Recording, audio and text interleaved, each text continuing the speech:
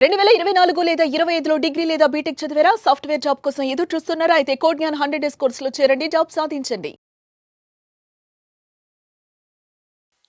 నమస్కారం సార్. నమస్తే. సార్ కుళ్ళు. చాలామంది ఈ కుళ్ళుతోటే పగబట్టేసి రివెంజ్ తీర్చుకోవాలి అని అనుకుంటూ ఉంటారు. హ్మ్. అసలు ఈ కుళ్ళు అనేది మన మీద వేరే వాళ్ళకి రావడం కావచ్చు, వేరే వాళ్ళ మీద మనకి రావడం కావచ్చు. ఏ సందర్భాల్లో వస్తుందంటారు? అది రావడం వల్ల ఎలాంటి అనార్థాలకి దారితీస్తుందంటారు సార్? చాలా ఉన్నాయి. Inherent emotion jealousy. హ్మ్. ప్రతి మనిషికి లోపల నుంచి స్వతహాగా జెలసీ వస్తుంది అంటారు. 4 ఫ్యాక్టర్స్ అంటే బ్రెయిన్ లోపల నుంచి మనకి మైండ్ లోపల జెలసీ రావడానికి గల కారణం బేసిక్‌గా 4 విషయాలు. ఓకే. ఫస్ట్ వచ్చేసి భయం. నెక్స్ట్ వచ్చేసి ఇన్‌సెక్యూరిటీ. హ్మ్. థర్డ్ వచ్చేసి పర్సీవ్డ్ అంటే మనం ఎదుటివాడి నుంచి చూసి మనం తక్కువ అవుతున్నాం అనుకుని. Perceived inequality. నా బాస్ నన్ను సరిగ్గా చూడట్లేదు. ఆ ఎంప్లాయీకి ఎక్కువ ప్రిఫరెన్స్ ఇస్తున్నాడు. నాకు ఇవ్వట్లేదు అనే పర్సీవ్డ్ ఇనీక్వాలిటీ. ఎందుకో నాకు న్యాయం జరగట్లేదు అనే పర్సీవ్డ్ ఇనీక్వాలిటీ అండ్ ఇన్‌సెక్యూరిటీ వల్ల వస్తుంది.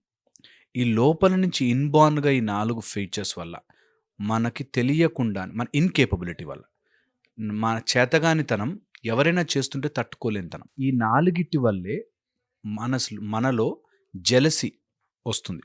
ఆర్ కుళ్ళు హ్మ్. జెలసీ వస్తుంది. ఈ ఈ 4 మనము సొంతంగా ఒప్పుకోలేం. ప్రాబ్లమ్ ఏంటంటే అక్కడొస్తుంది దట్ నేను యాక్సెప్ట్ చేయలేను. అది కూడా దట్ ఈగో వల్లనే అంటారా? అది అబ్సల్యూట్‌లీ ఈగో. ఈగో ఏం చెప్తుందంటే నాకు అలాంటి ఆపర్చునిటీ వచ్చి ఉంటే, నాకు అంత ఛాన్స్ ఇచ్చుంటే, నాకు అలా జరుగుంటే అని ముందు మన మైండ్‌ని ఒప్పుకోనివ్వదు. హ్మ్. ఓకే. ఎప్పుడైతే ఒప్పుకుంటామో జెలసీ జరిగిపోతుంది. బట్ ఒప్పుకోనివ్వదు. ఓకే. ఇది ఈ ఇన్‌సెక్యూరిటీ ఫీలింగ్ దట్ నేను గనక ఇలా ఎక్స్‌ప్రెస్ చేసుకోలేకపోతే ఆర్ వాడలా మంచిగా ప్రెజెంట్ చేసేస్తే నా పరిస్థితి ఏంటి? అనే ఒక ఇన్‌సెక్యూరిటీ నుంచి వస్తుంది. సొంత తమ్ముళ్ళు, అక్క, చెల్లెలు వీళ్ళ మధ్యలో కూడా అమ్మ ఏంటి వాడికి ఎక్కువ ఇష్టపడుతోంది. అంటే నేను వేస్ట్ అయిపోతున్నట్టా? అనేటట్టుగా వాళ్ళకి సొంతంగా కూడా వచ్చేస్తుందనమాట. హ్మ్. ఈ 4 ఫీలింగ్స్ వల్లే భయము దట్ నన్నేమన్నా చేస్తారేమో అనో, ఇన్‌సెక్యూరిటీ వల్ల ఆర్ ఇన్‌కాంపిటెన్సీ ఆర్ వాళ్ళు చేసుకోలేనితనాన్ని వాళ్ళు ఎక్స్‌ప్రెస్ చేయడం తెలియక ఆర్ ఇంప్రూవ్ చేసుకోవడం తెలియక తప్పుగా రావడం. అండ్ ఇది కామన్‌గా జరిగేదే పర్సీవ్డ్ ఇనీక్వాలిటీ. ఎందుకో తెలియదు నా తల్లి నా తమ్ముడిని ఎక్కువ చూసుకుంటుంది నన్ను చూడదు. ఆర్ చూసావా వాళ్ళకెంత నిజంగా కూడా ఉన్నా అది వాళ్ళ లైఫు, వాళ్ళ డబ్బు, వాళ్ళిష్టం. ఇప్పుడు తల్లిదండ్రులకి నా తల్లిదండ్రులు సంపాదించుకునే డబ్బు నాకేం పని? వాళ్ళిష్టం అని ఊరుకోనివ్వదు మైండ్. అంటే వాడికి ఎక్కువ ఇష్టం ఉన్నట్టా, నేను చేయనట్టా, నేనేం చెయ్యలేదు అనేటట్టుగా వస్తుంది. These are all part of your mind tendencies. Hmm. ఈ మైండ్ టెండెన్సీస్ వస్తే ఏమవుతుంది జెలసీ? డోస్ అని ఒక 4 ఫ్యాక్టర్స్ ఉంటాయి. ఓకే. డోస్, ఏంటేంటిది? Dopamine, oxytocin, serotonin and epinephrine. ఈ 4 ఎప్పుడైతే కుళ్ళు, జెలసీ వస్తుందో, ఈ 4 ఇంబాలెన్స్ అయిపోవడం స్టార్ట్ అవుతుంది. అందుకోసమే తెలియకుండానే మన లోపల ఆ జెలసీ అనే ఫ్యాక్టర్ పదే పదే వస్తుంటుంది. కొంతమందైతే ఊరికే ఒక డ్రెస్ చేంజ్ చేసుకున్నా కూడా, "నువ్వు అంత మంచి డ్రెస్ ఏసుకున్నావు, మంచి డ్రెస్ ఏసుకున్నావు" అనే కుళ్ళొచ్చేస్తుంది వాళ్ళకి. హ్మ్. అన్‌బిలీవబుల్ ఉంటారు వాళ్ళు. అంటే నువ్వు ఎంత చెప్పినా కాదురా నార్మలే అదసలు వాళ్ళకి నాకు సంబంధమే లేదన్నా కూడా they feel that jealous. So, ఈ 4 విషయాలండి డోస్ వెరీ ఇంపార్టెంట్. అండ్ ఈ 4 criteria that insecurity, fear and ఇంటర్నల్‌గా వచ్చే టెండెన్సీస్ ఏవన్నా కూడా వెంటనే ఐడెంటిఫై చేయాలి. హ్మ్. జనరల్లీ జెలసీ వచ్చినప్పుడు ఇంటర్నల్‌గా ఎందుకు ఐడెంటిఫై చేయలేమంటే brain is always thinking in a pattern. ఒక ప్యాటర్న్‌లో పడి ఆ ప్యాటర్న్‌లోనే థింక్ చేస్తాం. అందుకే కుళ్ళొచ్చేస్తుంటే తెలియకుండా కుళ్ళొస్తుంది. ఈ కుళ్ళుని ఎవరు తీయగలరు? హ్మ్. ఓన్లీ నువ్వు బాగా నమ్మిన గురువు తప్ప ఇంకెవరు? తీయలేరు. హుహు. మీ అమ్మానాన్న చెప్పారనుకో సపోర్ట్ చేస్తుంది అని సపోర్ట్ అంటారు. చేస్తుంది అంటారు. నీ కొలీగ్స్ ఎవరైనా చెప్పారనుకో, "నువ్వు అట్లాగే అంటావురా నాకేం కుళ్ళు లేదు." నేను నేను చూసానండి చాలామందిని దట్ నాకు కుళ్ళు లేదు అంటేనే వాళ్ళు బాగుపడకుండా ఉంటే బావుంటుంది. వాడికి కావాలి, వాడికి ఇట్లా అవ్వాలి. అయ్యో! నేను ఎంతో మందిని చూసాను అట్లా. దట్ మనం మంచి వీడియోస్ చేస్తున్నాం గదా! నువ్వు ఏదో రోజు ఒక చెత్త మాట మాట్లాడకపోవా? నువ్వు వీడియోలో ఒకటి ఏదైనా చెత్త వాగవా, మేము వైరల్ చేయకపోతామా అనేటట్టుగా ఉంటారు కొంతమంది. So point is you always tend up to search that okay వీడు ఎంత బాగున్నాడంటే ఇలా అయిపోవాలి, నాశనం అయిపోవాలి అనేటట్టుగా కొంతమందికి వస్తుంది ఇన్హరెంట్గా. ఎందుకు? By patterned mind. వాళ్ళ మైండ్ ఒక ప్యాటర్న్లో వెళ్ళిపోయి అది అలాగే ఆలోచిస్తూ ఉంటుంది. Out of these 4 things, insecurity, fear, తర్వాత నేనేం పర్సీవ్డ్ చేయలేకపోతున్నానని. Inequality and incapability. ఈ ఇన్కేపబిలిటీ వల్ల నేను బెటర్ అవ్వాలి అని అనుకోకుండా అవతల వాడు పడిపోవాలి అనుకుంటారు కొంతమంది. ఆ ఇన్కేపబిలిటీని యాక్సెప్ట్ చేయరు. నేను ఎందుకు చేయలేకపోతున్నా, 100% ఎందుకు ఎఫర్ట్ ఇవ్వలేకపోతున్నా అని ఆలోచించరు. దే ఆల్వేస్ థింక్ దట్ నేను బాగా చేస్తున్నా, వాడేదో అడ్వాంటేజ్లో వచ్చేసాడు, వాడికి ఏదో పర్సీవ్డ్ ఇన్ఈక్వాలిటీ అంటే ఇదే, దట్ వాళ్ళకి అడ్వాంటేజ్ ఉంది, వాడికంటే 2 days బిఫోరే తెలిసిపోయింది, నాకు ఇప్పుడే తెలిసింది కాబట్టి నేను చేయలేకపోయాను. సంథింగ్ సమ్ స్టోరీ రీజన్ చెప్పుకుంటారు, ఏదో ఒక సమ్ రీజన్ చెప్తారు, దాన్నే పర్సీవ్డ్ ఇన్ఈక్వాలిటీ అంటాం. ఓకే, సో ఈ 4 విధాలుగాను జెలసీ అనేది పుడుతుంది. And jealousy is a human instinct.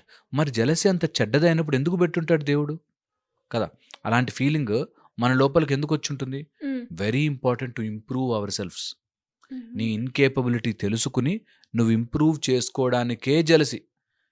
Positive జెలసీలా ఉంచి, అరే నేను చేయలేకపోయానే, చేయాలి, నన్ను వాళ్ళు ఇష్టపడట్లే అంటే నేను ఏదో లోపంలో ఉన్నానే, నేను బెటర్ అవ్వాలి అనేటట్టుగా తీసుకుని ఇంప్రూవ్ అవ్వడం వేరు. దాన్ని స్టోర్ చేసుకుని రాంగ్ రూట్లో వెంటప్ చేయడం వేరు. Very very wrong. సో ఇది గుర్తుపెట్టుకుంటే, ఇది మన మైండ్లో క్లియర్గా పెట్టుకుంటే తెలియకుండానే ఒక టైప్ ఆఫ్ స్ట్రెంగ్త్ వస్తుంది మనకి. ఓకే, ఇది ఒక ప్యాటర్న్ జెలసీకి.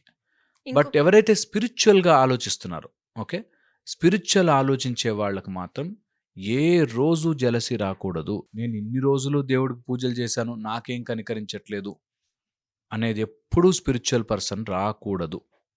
ఎందుకంటే శ్రీకృష్ణ పరమాత్ముడు అర్జునుడికి చెప్తున్నప్పుడు ఫస్ట్ మాట అన్నాడు, అనసూయవే అన్నాడు. అసూయ లేనివాడవు కాబట్టే నీకు భగవద్గీత నేర్పిస్తున్నాను.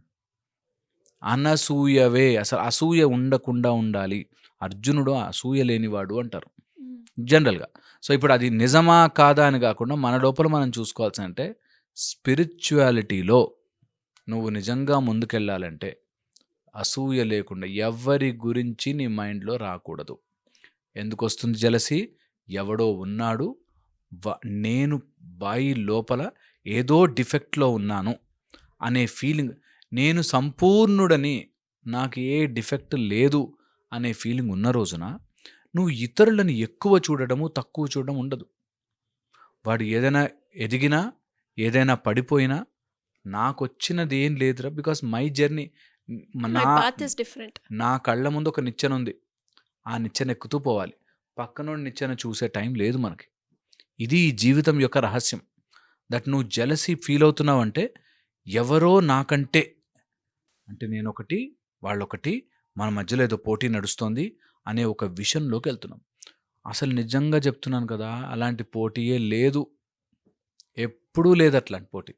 ఎవ్వరితోనూ ఎవ్వరికి పోటీ లేదు. You are just on your own track, అలా వెళ్ళిపోతూ ఉండాలి. Very very very very important. నీకు జెలసీ వస్తుందా, it's a very important sign. నువ్వేదో నీ గురించి చాలా గొప్పగా ఊహించుకుని నెగిటివ్లోకి వెళ్తున్నావు. వెంటనే ఐడెంటిఫై చేసి పక్కకు తోసేదాన్ని. నేను ఎందుకు అట్లా ఫీల్ అవ్వాలి, చాలా నాకేం కుళ్ళు లేదండి అంటూనే చాలా కుళ్ళు పడతారు. అవునవును. So very very risky. ఇప్పుడు మీరు చెప్పిన పాయింట్స్లో ఐడెంటిఫై చేసుకోవచ్చు సార్. ఆ ఎమోషన్ మనకుంటూ ఉంటుంది, ఇది చెయ్యొద్దు అని తెలుస్తూ ఉంటుంది, బట్ అయినా మైండ్ అదే పని చెయ్యాలి అని అంటుంది. అంటే ఇప్పుడు మనం వాళ్ళ గురించి తప్పుగా అనుకోవడమో, లేదు అంటే వాళ్ళని ఏదో చెయ్యాలి, నెగిటివ్ చేసేయాలి అన్న ఆత్రం ఉంటూ ఉంటుంది. అది చెయ్యొద్దు, అది కరెక్ట్ కాదు అని తెలుస్తూ ఉంటుంది, బట్ అదే చేస్తాం. దట్స్ బికాజ్ ఆఫ్ అది దాన్ని ఫియర్ ఎలా అండ్ మనము ఇన్సెక్యూరిటీ. హోల్డ్ ఆన్ చేయాలి? ఫియర్ అండ్ ఇన్సెక్యూరిటీ వల్ల మనం అది చెయ్యకపోతే డిఫెన్సివ్లో మనం ఓడిపోతామేమో, మనం తక్కువైపోతుందేమో అనే దాంట్లో ఉంటాం. సో వెరీ వెరీ ఇంపార్టెంట్, ముందే ఐడెంటిఫై చేసుకుని, ముందే దాన్ని పసిగట్టి, వెంటనే ఆ సిచ్యువేషన్ నుంచి మనం ఇంప్రూవ్ చేసుకోవాలి. ఎలా ఇంప్రూవ్ చేయాలి తెలుసా? ఎప్పుడైనా అట్లాంటి ఫీలింగ్ వస్తే గుర్తుపెట్టుకోవాలి, మనకి లోపల ఏం నడుస్తున్నా ఎవ్వరికీ తెలియకపోయినా అక్కడో లెక్కేస్తూ ఉంటాడు. ఆయన చూసుకుంటాడులే. లెక్క వేస్తాడు. సో, నువ్వు కంపల్సరీగా నువ్వు అసూయతో నువ్వేదైనా చేస్తే తిరిగొచ్చేస్తది నీకు లెక్క. ఇది ఫస్ట్ థింగ్. సెకండొచ్చేసి నువ్వు ఎంతసేపు కుళ్ళుబడి ఏదైనా చేసినా హ్మ్. నీ పరిస్థితిలో మార్పు రాదు. That's the important. అందుకే నీ ఇన్‌కేపబిలిటీని కేపబిలిటీగా మార్చుకో. నువ్వొక గ్లాస్‌తో వెళ్లి సముద్రంలో నీళ్ళు తెచ్చుకుంటే గ్లాసుడు నీళ్ళే వస్తాయి. నువ్వు బిందెతో తెచ్చుకుంటే బిందెడు నీళ్ళే వస్తాయి. నువ్వు ఎంత పెద్దగా నీ వెసెల్‌ని మార్చుకుంటే నీకంత శక్తొస్తుంది. నువ్వు జెలసీగా ఉంటే చిన్నగా అయిపోతుంది నీ వెసెల్. వాడు కంపారిజన్. నా నా తమ్ముడితో కంపారిజన్. నా పక్కింటోడితో నా బిజినెస్‌తో కంపారిజన్. నువ్వు అంతవరకే ఉండిపోయావు లిమిటెడ్. నువ్వెప్పుడైతే ఇలా ఎదగడం స్టార్ట్ అయ్యావో, నీకు వీళ్ళంతా లిల్లీపుట్స్ ఆటోమేటిక్‌గా అయిపోతారు. నీ ముందు ఎవ్వరు కంపేర్ కనిపించరు. చేయడానికి కూడా ఉండరు. నువ్వు జెలస్ పడడానికి ఎవరుండరు. సో, అందుకని యూ షుడ్ గ్రో. చాలా చాలా ఎనార్మస్‌గా గ్రో అవ్వాలంటే ఫస్ట్ ఆ జెలసీ అనే దాన్ని అలా పక్కన తోయాలి. Very difficult. అన్నిటికంటే కష్టమైనది. మనకు ఆ జెలస్ ఉంటుందని దిష్టి అంటారు. దిష్టి తగులుతుందంటారు. సరే ఎవరైనా చూసి అమ్మా! ఈడేంది ఇంత బాగుపడిపోయాడు. నేను ఇంత చేసినా బాగుపడిపోయాడు జెలసీ. కళ్ళు తగులుతా ఉంటాయి. అలా తగలకుండా ఉండాలి అంటే you have to cleanse yourself aura మంచిగా పెట్టుకోవాలి. నీకు అలాంటి జెలసీ రాకూడదంటే నీ గురించి నువ్వు తెలుసుకుని ఆరాని పెంచుకోవాలి. నీ గురించి నువ్వు స్పిరిచువల్‌గా గ్రో అవ్వాలి. నీ ముందు ఒక నిచ్చెనుంది. ఆయన లెక్కేస్తాడని గుర్తుపెట్టుకోవాలి.